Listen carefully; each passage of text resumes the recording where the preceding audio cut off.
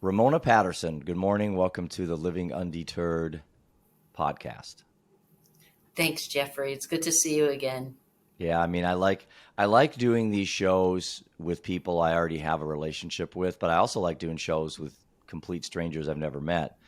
You would not be the latter. I've had a chance to know you for quite a while on, I'd say LinkedIn. It's like every person I have now, it seems like it comes from LinkedIn. Maybe that's where us old people hang out more often, right? But no, I was really pulled in by your story about your passion you have towards art. I am the proud owner of a number of your pieces of art. I've got Diver over here to my left, which I'm going to hold that up at some point. That's my favorite painting that you've done because I am a certified scuba diver. So that view of what it shows is so awesome. When I show the painting here in a little bit, I'll be able to display that. But well, listen, I like the show because we don't have an agenda, so we can go wherever your heart takes us. This is about you. This is about your passions. This is about your why, and hopefully, people watching and listening to this can pick up a little nugget of wisdom from us conversing today. So, why don't you tell our listeners, our followers, a little bit about you, about what you do for a living, and we'll go from there. All right. I'm one of those Cajuns originally from Lake Charles, Louisiana. A lot of Mm, people will remember that, excuse me, that town because that's the one that got hit by like 8 hurricanes in a row like 2 years ago. So um, that's where I grew up, joined the Air Force, was in the Air Force for 8 years, traveled the world, lived in northern Maine for a few years, and then down to Florida on the other coast, Cocoa Beach, and then I moved up to New Hampshire and lived there for 30 years, raised my daughter. And now she's here in Florida. So she's my only child. So I live 20 minutes away from her. I'm like a professional mom stalker. So was your was And your was your dad in the service? Then is that what you said? my dad was in the Air Force Okay. back in Korea. Mm, And so I remember looking at his pictures, and I always wanted to join the Air Force specifically, nothing else. It was the Air Force since I was like in the 6th grade. My mom said I never wavered. mm. So yeah, I loved it. I loved it. Because it's a lot of moving around, right? I mean, is that difficult when you're at young age? Well, I was the one my dad, when he was in the Air Force, he got out and then married my mom. So I was not a military brat, but Oh, I okay. joined the Air Force because of my dad, because I Gotcha. wanted, that was sort of a family legacy kind of a deal. And worked in corporate America after I got out of the Air Force. My background's in transportation, large scale. I can operate all kinds of large scale Hmm. equipment, heavy snow plows, graders. I tow bombers and tankers, stuff like that. So Wow. tractor trailers, anything big. And then when I got out of the Air Force, I worked for, like I said, corporate America, developing 24-hour dispatch operations for multi-state dispatching needs for utility companies. And then after I got done with that, I was struggling and searching because during that time, my older brother, when I came back from Germany because my older brother had killed himself, Hmm. and so when he did that, it totally changed my life, Yeah. changed everybody's life. Now, what year was that? This was in 1981. Oh, so it was a while. How old was he? Yeah, it was a while ago, and it just changed my outlook on life. I remember making a vow to myself because he and I shared a birthday. He was 7 years older than me. Hmm. And I remember making a vow to myself that when I stood over his grave, that I was going to live a big enough life for the both of us. And I Hmm. think I'm doing that. I felt that pain that he was in, you know, made him do what he had to do. Hmm. There's So I just remember thinking that, man, life is so short. Hmm. I need to live the biggest life I can. And I remember like thinking about my retirement and talking to my daughter, like, oh, when I retire, I want to live wherever you live, babysit the grandkids and take a painting lesson. And Hmm. so um, the kids thing didn't work out, and that's okay. But I did get the painting lesson out of it. And so when I moved down here, she bought me painting lessons with this artist, this teacher. Um, and so I had like 13 lessons. It was amazing. It was wonderful. But it gave me confidence uh, to know what the tools were. And then I used art to help me deal with my unresolved Hmm. trauma from my brother's death. So my first paintings were really dark, Jeff. They were dark, but it was getting out, using my art as therapy was really important for me. Now, And I was gonna yeah, ask, do you know William Storr? the name sounds familiar, but I'd have to. Yeah, he's an addiction artist. I met him. I met him through another friend on LinkedIn, and she referred me to him. And then I had him on my podcast. And when you mentioned dark art, that made Yeah, me think about his. I mean, it's captivating. Um, I've seen it. You're right. He's got the yeah. big pieces Yep. with the Yep. very dark, and the eyes are just tortured. And he draws Yes. out the essence of capturing, the grips of addiction. The sinister hold that it takes on our soul and our mind and body, and he captures it quite well. Um, and I think some people probably are intimidated by his art because it is extremely dark. But for those people that are in the grips of addiction, substance abuse, depression, those type, they can really relate to that type of artwork. So you started off kind of in that dark mode with your art, and now obviously you're the polar opposite of that. Yeah, Yeah. it was very healing for me. Yeah, I I recognize you're right. It can be uncomfortable to look at William's artwork if you've never been through hell. For me, You it's know, not bothersome at all. I get like I said, I get captivated by it. But yeah, and I that's could see where some people would get maybe triggered or get, I don't know. But he definitely does a wonderful job, and a lot of people like his artwork, just like yours. But it's interesting how each piece of art can do so much for different people. yeah. I find that being able to express what I'm feeling in color Hmm. and the type of art I do, there is a whole lot of letting go and trusting the process. I Hmm. mean, in my mind, I'll have an image of what I want to achieve. Sometimes it happens, sometimes it doesn't. Like if I'm working on a commission for someone, I'll paint at least 5 or 6 different paintings Hmm. because I can, I can interpret things in so many ways that I want that customer to have a bunch of options.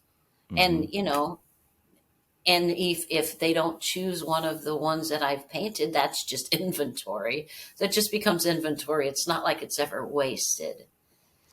Now, are you like I would probably be if I was an artist? I'm horrendous, by the way, but if I was a good artist, I'd probably be my worst critic. I mean, do you ever have a painting where you finish, you say, wow, that's a 10 out of 10.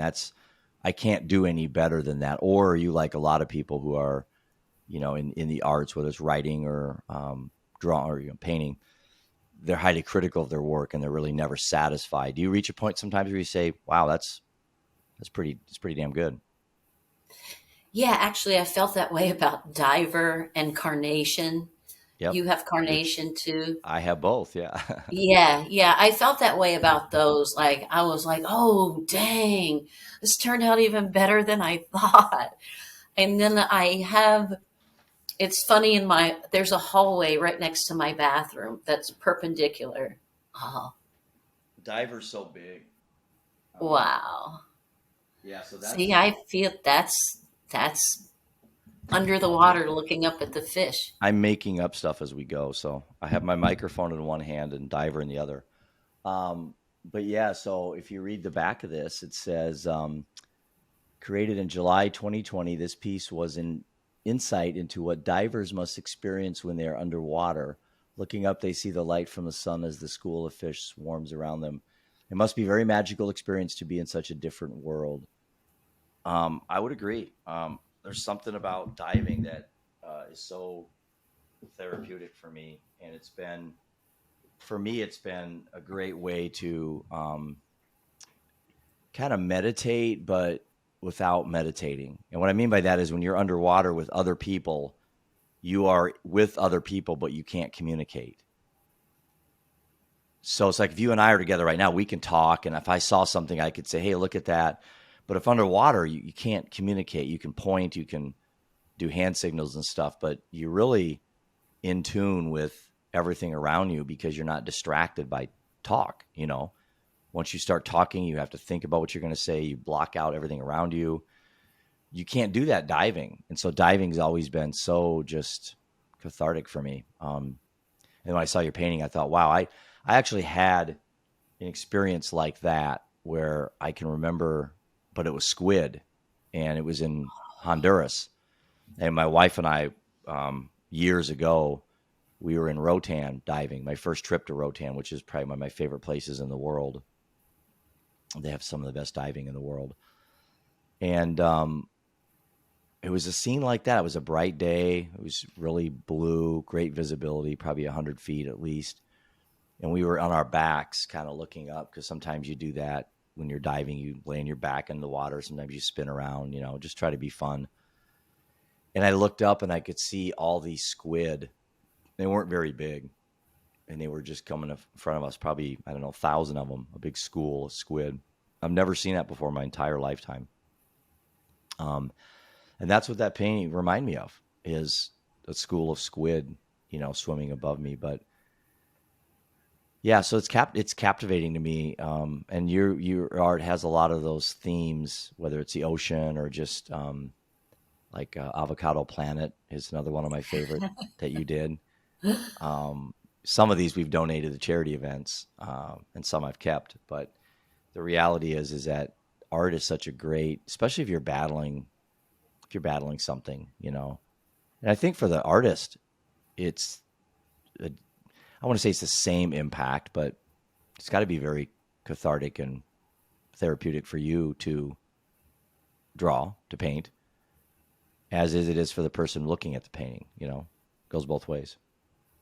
It is. It makes me feel good to know, like, when I sell a piece that somebody loves, and then I know that you can look at that painting, diver, and it will instantly bring you back.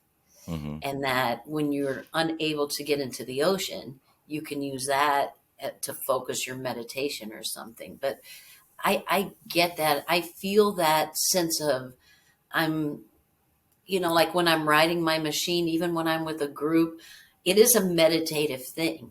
Like you're doing an Right. activity with other people, but you're also in your own cocoon, sort of. Do you paint But looking at another painting, or do you paint just purely from my always from brain, your I brain? Hmm. I've had once that I painted something based off of a painting or based off of a photograph, and I'm trying to think where it is now. I don't know where it is, but I I just have I'll see something that catches my attention or sticks in my brain, and I like I did this one. This one right here Mm-hmm. is a. Let me bring it in closer. That one right there. That man, the blue man coming out of the ocean. Hmm. That was actually. I was at the beach and a man came out of the water, and sometimes I like to go to the beach for sunset. It's 20 minutes from my house, and I should take advantage of it because people fly down here to go to the beach. Oh yeah. So Yep. but sometimes, mostly I just don't want to deal with traffic. But I was at the beach and this man came out of the ocean and the sun made his skin like catch on fire. Hmm. And as he came out, the water kind of ran over his shoulders and around his neck. And it just struck me. It was the way the light hit him. Mm. So that's the first time I've ever created a painting off of a real life situation. Like I didn't take a photo or anything. It was just stuck in my mind. But mostly I just pick colors or, and then put them together. And I try to be careful because I know I do a lot of blues, but it's part of nature. The sky, Hmm. the ocean, it's blue, it's there. But a lot of times I'll find that I'll look at a painting. Sometimes I just do a background first. And then I have this corner in my apartment where I can, when I go to pee on my toilet, there's a space in my hallway and the paintings I'm not sure about, I'll stick them there. And I'll Mm. leave it like one way for a week, and then I'll Oh, turn it okay. for a week and look at it and then turn it and turn it. But Right. yeah, it's just sometimes it takes me a while to see what's in it. Sometimes other people have seen Yeah. what's in it before I see it, and I really love that. That feedback from other people means everything to me. Like, tell me what you see. I want to know. I know what I see, but I want to know what you see. Yeah, because a lot of your paintings don't have a top or a bottom. You could put it up on the wall any Anyway, different way. So take me through, since I'm a layperson, I don't understand how you make what you do. What First of all, what style of art is this called? And then also, how do you go about the painting? I mean, your paintings are very unique. They're very, I don't even know the terminology to describe them, but just step us through what are you mixing together? How long does it do a paint? How long does it take you to do a painting? Kind of an average person that doesn't paint, kind of, how do you explain that? Because you have a well, very interesting style that I don't see replicated very often, if well, ever. that's good. Thank you. That's good. I use I'm not being paid by them, but Artist Loft, and it's a Okay. fluid paint that when you mix it together, it doesn't mix together. It just lays on top of the other color. Mm. So that's the key, is getting the right product. And I think that's where things took off for me, because I was painting with a brush and doing other types of painting. But when this line of product came out was when things kind of blew up for me. And so I used my kitchen island. Let's see if I can move this a little bit. I used my kitchen island. I have a piece on here right now, but it's wet. So I can't pick it up. So Yeah, once I commit to something, I have to leave it there. sure. So what I'll do is I'll tape the sides up with painter's tape, depending on if I want the paint to run off the edge or if I want to keep it all contained. Because sometimes you can have a really good, when you're pouring your paint and you have this great image that you love. If you don't contain it, that image is going to slide right off the side of the canvas. Mm, So what it looks like at hour 1 I can gotcha. be Yeah. totally different what it looks like at hour 13. And Right. then what I'll do is sometimes I just lay the paint on a blank canvas. Like I did one that's like an iceberg, and and so I just did the paint right on a blank canvas. I use water. I use a spray bottle of water, and I'll spray the canvas first to get it wet. Because what I want is I want to have no surface tension. I want that paint to just slide around really Hmm. easy. And here's one of my tricks. And it's so crazy. So first, I went into thrift stores and I found these like old fashioned glass candy dishes. And the glass candy dishes, when you turn them upside down, they had ridges in them. And the Hmm. bottom had designs in them. So I was pouring the paint over these candy dishes and then, moving the around. And yeah, they were okay. They were all right. I liked them. But then I went to the hardware store and got Mm. this. And so I make sure, and all it is I think it's like a dryer hose connector or some kind of a clamp, like for um, air conditioning or something like that. So Hmm. anyway, I'll put paint on the canvas. I know I'm giving my secrets away, but it's okay. Also, this one, I haven't tried this one because I've been using round ones. I'm like, there's got to be a square one or a rectangle one out there. So I found these. So that I'm Right. trying those next. But I put paint on the canvas because I want this to kind of float. Now put this down. I'll put a couple. Sometimes I'll just put one big one, or I'll put 3 or 4 in different locations. And then I just start filling it up with paint. Mm, And depending on how big the canvas is, I'll fill it up about this much. But then sometimes as I pick it up, I'll do like mm, this a little to make a mandala effect. mm, And I'll be posting some of those soon. But a lot of times I'll pick up the edge and drag it. So when I drag it, that's how I get those lines. That's mm. it. Just dragging, Gotcha.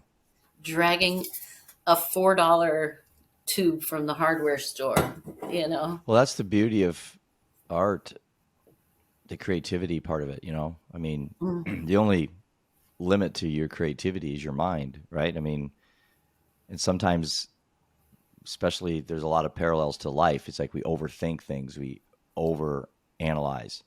And the reality, sometimes the simplest options are normally the best. And that probably goes very similar to what you experience with art. Yeah, like these two were made. So the man emerging from the ocean, he was made using that.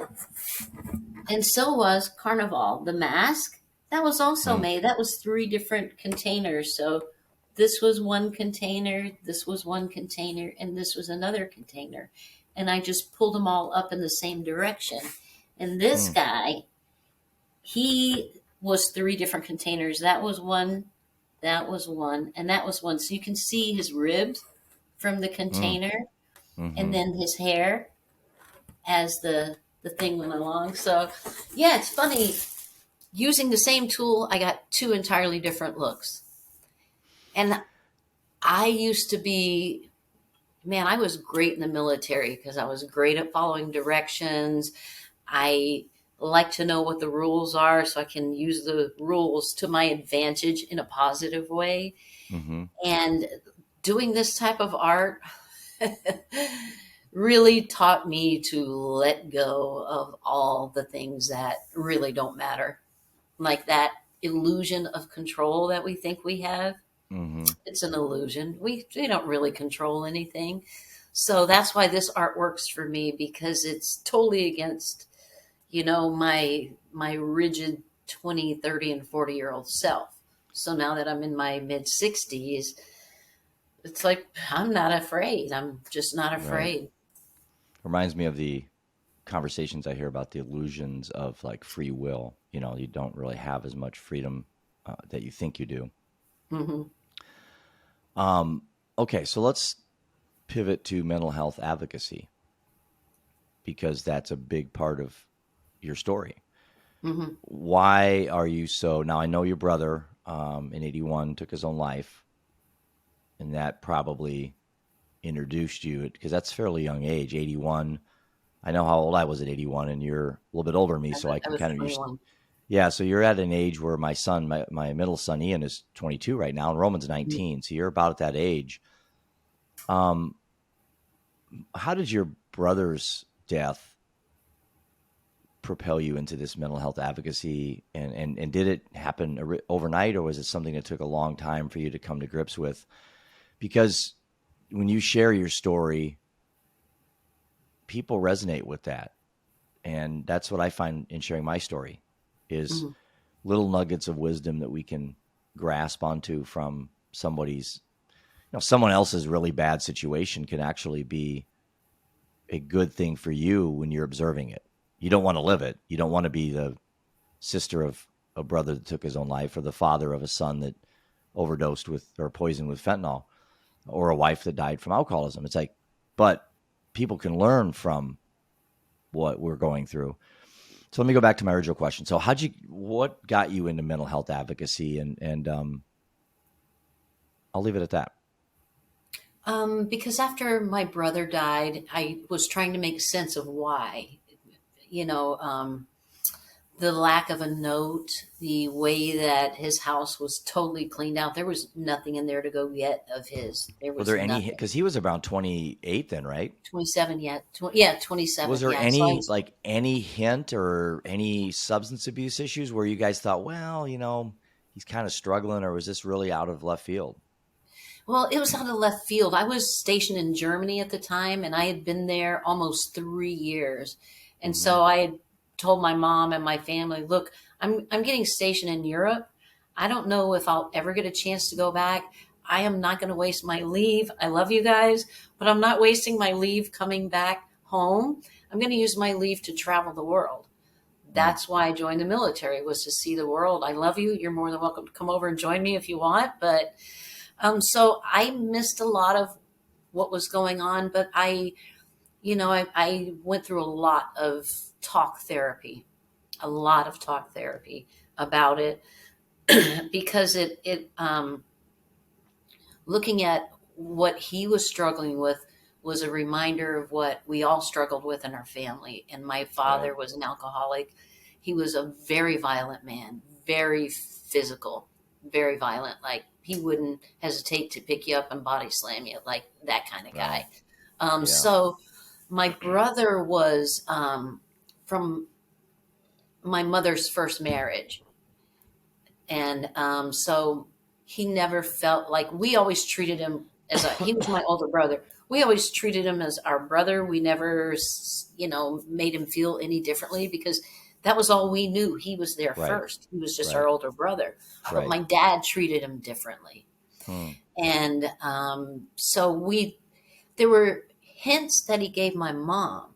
Like he told my mom he killed himself before Thanksgiving, and he told my mom around Halloween, "Hey, I'm not going to be here for Thanksgiving or Christmas. Can here's some money. Can you buy presents for the kids?" Oh, And wow. So he had she been didn't planning think this, you anything think? of it. Yeah, didn't think anything of it. And so she thought he was going to visit because he was in the army. She thought he was going to visit some of his army friends out of town. Mm. And so that was really the only sign. He really hit it really well because he wanted to be successful. Did you have I other think, brothers and sisters too?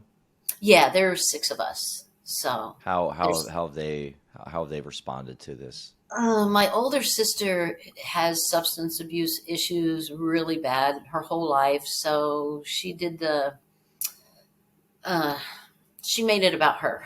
Hmm. We'll put it that way. I Yeah, understand. everybody Yep. really had a hard time dealing with it. And I'm probably the only one who went to extensive therapy about it. So, Mm. but at the time I had insurance, so I could afford to go to therapy. But Yeah. that was helpful. And just trying to live my life and appreciate every second that I Hmm. had, because losing him, the impact that it had on my family, just it broke us apart. It destroyed our family. It really Well, did. I guess that's something that doesn't get discussed as much as it should, and that's the collateral damage impact Yeah, that substance abuse, addiction, I mean, really everything, depression can impact family members. yeah, So, when I make quotes of like 825 Americans die every day from the deaths of despair, people tend to focus on what I call the death statistics. But the reality is, the number of houses where death hasn't come in yet is substantially higher than the houses where death is present. So, for example, if there's 825 Americans a day dying from overdose, suicide, and alcohol, think of the families that are still adversely affected, but death hasn't arrived yet. hmm, And that's the collateral damage issue that we don't talk about. So, it's great that we spend a lot of time on the death statistics, but we can't help those that aren't here. So yeah, those numbers, other than the intrinsic value, I guess they give us of being aware of how many people are dying. As an advocate, I'm kind of more concerned on those that haven't passed because we can save them, you know? Mm. And those are in the millions. Those are in the millions of families. I mean, I go back to the 6 years that we went through prior to Seth's death, and it was killing all of us. It killed me as a dad because I couldn't do anything to stop it. I never did drugs, so I couldn't relate to the drug part that he was involved in, but I could relate to the drinking because I was an alcoholic since high school. But that inability to get somebody to stop destructive behavior, I'm not sure if there's a more frustrating human emotion than helplessness. That just, there's nothing you can do. I mean, it was so predictable and so preventable on so many fronts. So all we can do as advocates is learn from those periods of times in our lives that are very traumatic, and then what we can take to other people that they don't have to go through what we went through. I can only imagine what that did to your mom and dad. It destroyed my Right. mother. It destroys them. It destroys them. And Yeah. I think when people, and I'm sure there's people that take their own lives, that's their intent. Mm. I'm going to take my life and I want you to suffer in pain forever. I'm sure there's a lot of people that's their mindset when they do it. And I would have to say it works.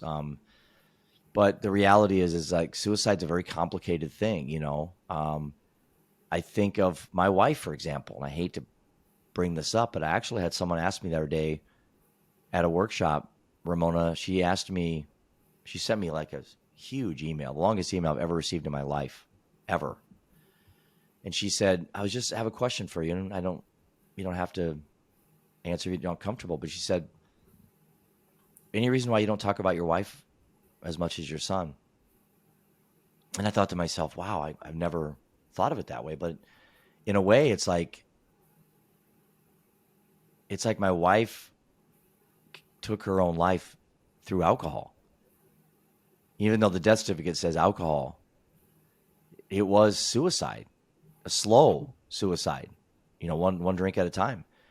It's like they have suicide by cop, and so in this case, it was like suicide by alcohol. So it's complicated. It's so complicated, the human mind and where we place ourselves in moments of our lives, whether it's misery and chaos and, hopelessness, helplessness, all that stuff. And it's like, anyway, going back to my wife's situation, it's like, even though it says alcohol, in my heart, it was suicide. And it's tough to talk about that because she's not here to defend herself. She's not here to. So when you lose somebody and you want to continue talking about them, sometimes there's this, balancing act you have to be careful with, because I don't want to by any means disparage what she went through. I mean, bearing a child, it's like you can't tell somebody what that's like, And anyway, I guess where I'm going with this is, I talked about the 825 Americans that die every day, but the families where death hasn't come in yet is very important for us to be cognizant of that, because you mentioned about collateral damage. It's so true. It's like, and it's a ripple effect. It's not just your immediate brothers and sisters. It ripples into teachers and coworkers and neighbors and ex-spouses and ex-girlfriends. And I mean, there's so many people that are impacted when someone takes their life. And the first responders, because my brother was a hunter. That's a good point. Yeah. So he had I don't know if it's a 30-06. I don't know. It's just a double barrel shotgun. And because he was a duck hunter. And so he went way out in the bayou on this side road and got out of his car and took his shoe off and put the gun in his mouth and used his toe to pull the trigger. So there was really nothing left. I mean, had to be quick. And I always think about that one. I really struggle with that in therapy. What if during that second between the time he pushed the trigger, did he change his mind and it was too late? Right. But, it is a shock wave. It's a huge shock wave, and it impacts you so much that I feel like it's made me more aware of how people behave around me, like the people in my circle, little it's like things that they might say. Your senses are all heightened. Yeah. Spidey we have. That's what I say too. Spidey senses. Yeah. So because I never want, like I said, I would much rather you call me at 4 a.m. and we talk for hours and I'm tired the next day. I don't care, because I'd much rather do that than go to your funeral, Hmm. and plan your funeral. So it's a talk therapy helped, but after a while, there's only so much talking you can do. Yeah, and And there's co-occurring issues too. So, if you're yeah, an alcoholic and you're drinking every day and you're having suicidal thoughts, um, you can go to as many therapists as you want to talk about your suicidal thoughts, but until you quit your drinking, these things kind of have a pecking order or domino effect. mhm. It's like for me, the moment I stopped drinking is when the clarity of everything was revealed because alcohol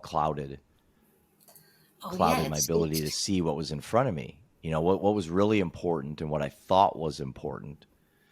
Um, when you're drinking to numb that pain, mhm. you're not dealing with the pain. And Yeah. I think it's pretty clear that numbing pain and repressing it isn't productive.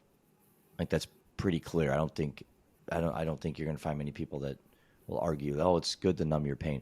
Now we want to escape our pain. We want to absorb it into our story and stuff, but numbing it, again, part of what the Living Undeterred project is about is trying to find ways that we can give coping mechanisms to people. Mhm. Yours is art, mine's scuba diving, plus a number of other things. Um, yeah, it's tough times right now. The statistics aren't boding very well for humans being in a good place. It's tough. Yeah. And I worry so much too, like about the young kids. Like I do too. we didn't grow up with active shooter drills. I No, cannot imagine the impact that must have on your psyche as a child, wondering every day, is this the last time I'm gonna see my home, or will this be the day that somebody shoots up my school? I cannot imagine that trauma, that weight that these children have to carry on them. And so the fact that the rates for younger kids seem to be going up, please correct me if I'm wrong. no, I it's feel like, true. I feel like that's a really sad report on the state of our humanity. I think in Iowa here, I saw a statistic that they've had more like 12 to 14-year-olds admitted to the emergency rooms for attempted suicide or threatening suicide. And I'm thinking to myself, 12 to 14, man, suicide wasn't even an option. We never even, that just never popped into my head, you Yeah. know? Um, so there's kind of a counter movement that maybe talking about this stuff so much with kids is actually making it worse. I mean, I'm not saying that. I don't shoot the messenger. I'm saying when No, I no, listen no. to I've heard that. podcasts and I saw an individual and or I heard an individual. I'll be careful so no one can figure out who this was, but they said a statement. They were a mental health advocate. Now I'm going to irritate probably everybody out there that does what I'm about to say, but I'm not saying this is my opinion. This is what someone told me. Hmm. They said that there was a school system where they brought in a mom, I think it was, to talk about suicide advocacy about, I think her son or daughter had taken their life. And there was an uptick, like right after she left, of attempted suicides. I think there was an actual suicide that happened, right after they had left. Now, is that coincidence? I don't know if there's studies out there that show the propensity of suicidal ideation increasing after you bring up these issues. But it's like, and again, I'm not saying that's my opinion. I'm Hmm. saying, if you, I don't know, I am just perplexed on why we talk about this stuff more and more, even fentanyl. So I'll pivot from suicide. Let's talk about overdose. Let's talk about poisoning.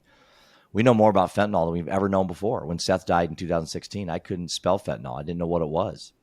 Mm. Yet now I would guess most adults know what fentanyl is, and probably a larger percentage of high school and college kids know what fentanyl is.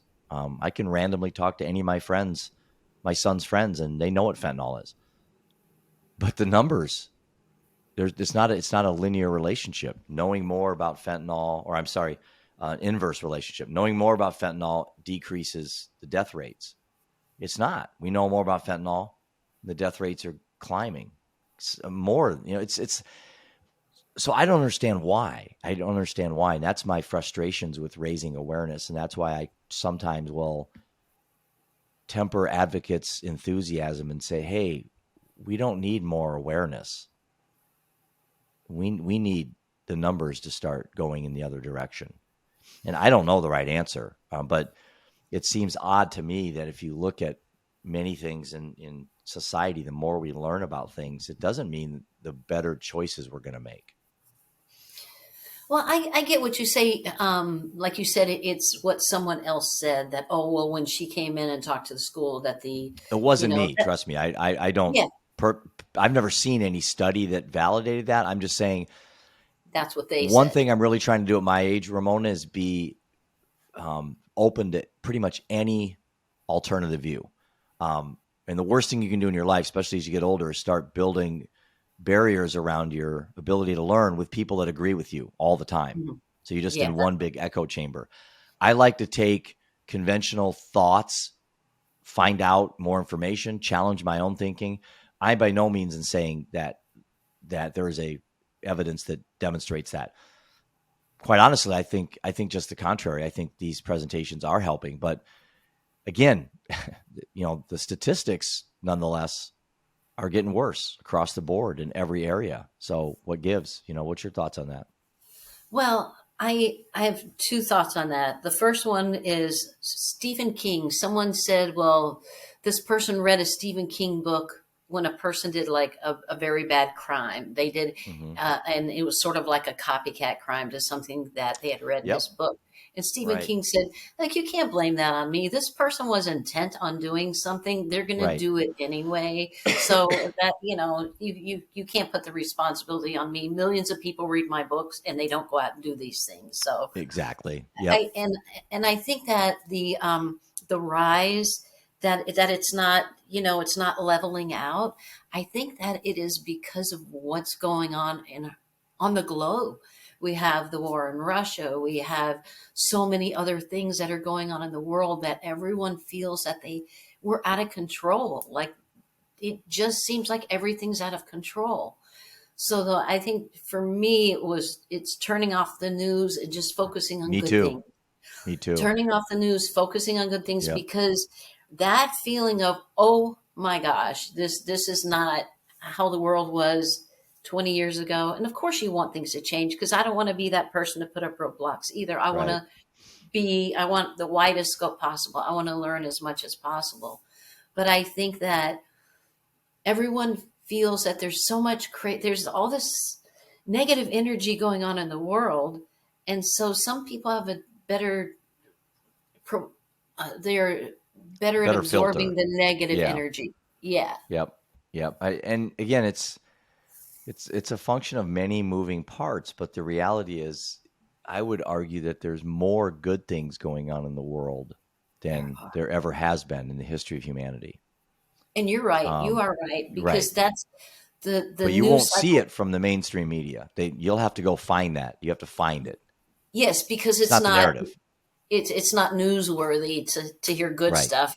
It's the blood and guts that sells the news. Yeah. Yeah. It's just goes back to control and fear. I mean, fear is one of the best ways to control people. And Mhm. that's works for some, but for others it doesn't.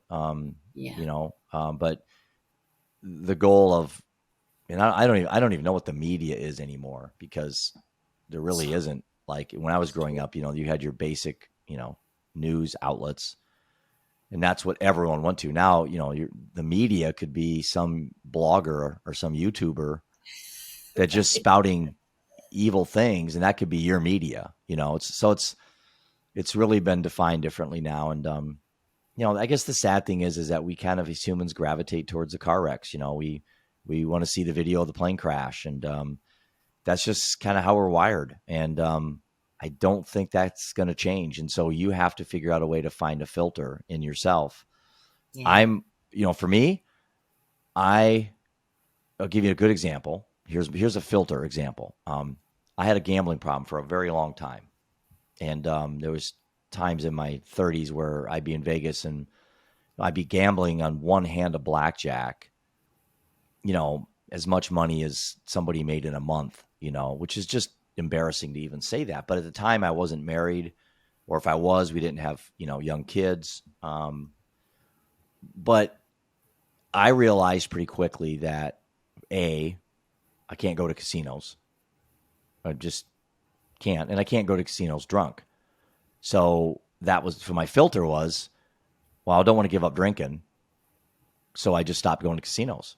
So I self-imposed a rule. And now let me extrapolate that to today. So now with your phones, you could download gambling apps. Hmm. And 6% of college kids today have a gambling problem. Not just have apps on their. I mean, they have a gambling problem. Mostly men, teenage men, have this gambling addiction. And so, for my filter, I would never download an app to gamble. And the Yeah. irony is, I have the money now that I didn't have back when I was a compulsive gambler, and now I don't gamble. When I didn't have it, I gambled, and now I have it, I don't. But I know now one of my filters is I cannot download a gambling app because Yeah. I know I'd be gambling on everything all day long. So that's my filter. It's a self-imposed filter. No one told me to do it. I didn't go to a TED Talk. I just realized I had to have some boundaries. And so anybody out there that's struggling with things, if you're an alcoholic and you got wine at your house or beer in your fridge, well, that's not a healthy boundary. It's just you're trying to lessen the probability of what you're trying to avoid from happening. And if you're struggling with cigarettes and you got packets of cigarettes hid around your house, or you're struggling with alcohol and you got alcohol out in the garage refrigerator, or you like to go to bars and hang out with your friends and you struggle drinking, self-impose these filters, and that's your first step to trying to get to where you want to go. So for me, that's a couple examples, and I'm sure you got some as well, that you just gotta. It's not that I'm afraid of alcohol. I just know what it does to my life, and I think that's something that we need to do. Like you said, the government can't legislate that. Obviously, things like prohibition don't work. A lot of this is going to have to come from us, right? Yeah, and it takes time to figure it out too. Like you have to look at it as not being selfish. It's self-preservation. Like what are the little Right. steps that you can do? Like I used to drink a Coca-Cola a day, and then my teeth were in really bad shape. So when I moved down here, my daughter is in the dental profession, so my teeth are like movie star teeth now. Ah, great. So I don't bring soft drinks into my house to Perfect. protect my teeth. She Yeah. spent a ton of money on my teeth, and time and Yeah. effort, and we went through a lot of pain with my teeth. Yeah. So it's like anything else, like just don't be around it. Now, when we go out to dinner, I might have a root beer with a pizza or Yeah. something, Yep. but I don't bring it home. It's It's, moderation and it's setting those boundaries. And, yeah, I do I go to casinos and do I gamble? Yeah, I do. I go to, but I have to drive to the casino. It's like 45 minutes away. I make my bets, at the sports book, and then I come home and I wait a week. And then if I win, I go down, cash them, and just keep betting. And I've mitigated it. I've been able to take now my addiction to gambling. And actually now it's an enjoyable experience. I went to Las Vegas last year during the football playoffs. I hadn't been to Vegas in like 17 years because Vegas was just a hellhole for me. mm, And I finally went with a friend that he's sober too. And we went and it was the most enjoyable. Just another buddy of mine. We had the greatest Sunday betting on football. We're drinking NA beers, smoking cigars. And it's like, okay, I can do this because I have boundaries. I know my limitations.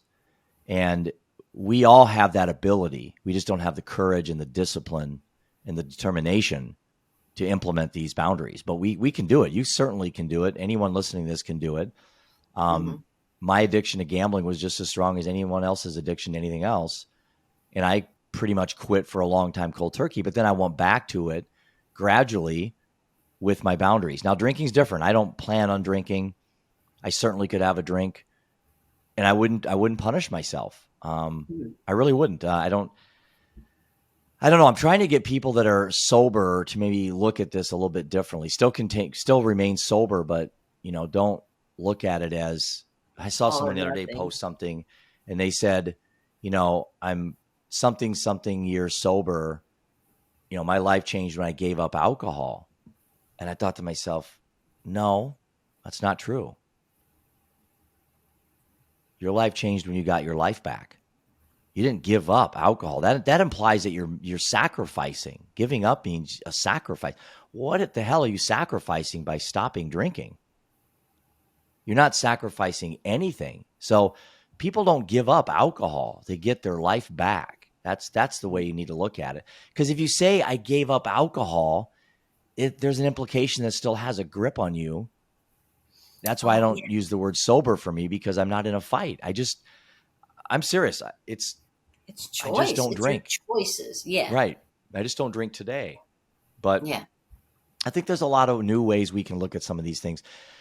So part of what the Living Undeterred project is all about is finding creative, different ways that we can fight these problems that we've had for hundreds and if not thousands of years as humans, utilizing technology and innovation and conversation, and figure out a way we can improve lives, because you and I both know that with what we have for abundance, we shouldn't be as miserable as we are as humans right now. We have more things than we've ever needed, but we just seem to be very unhappy with our lives.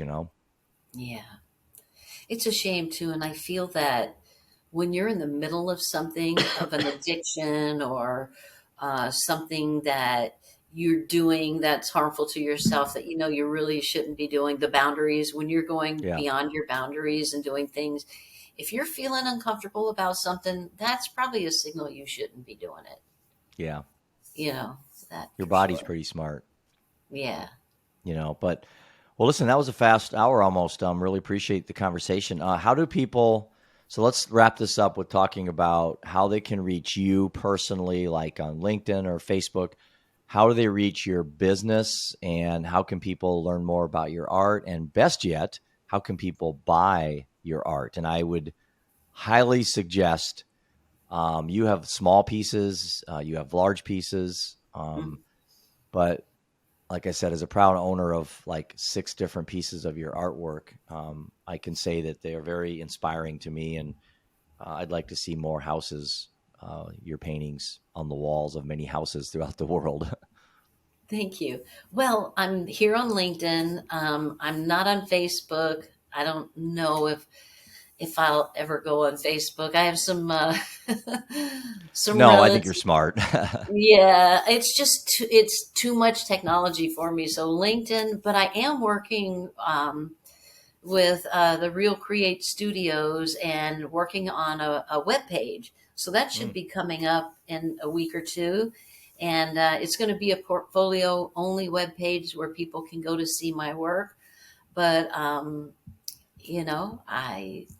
I'm on Instagram on Ramona Abstract Art.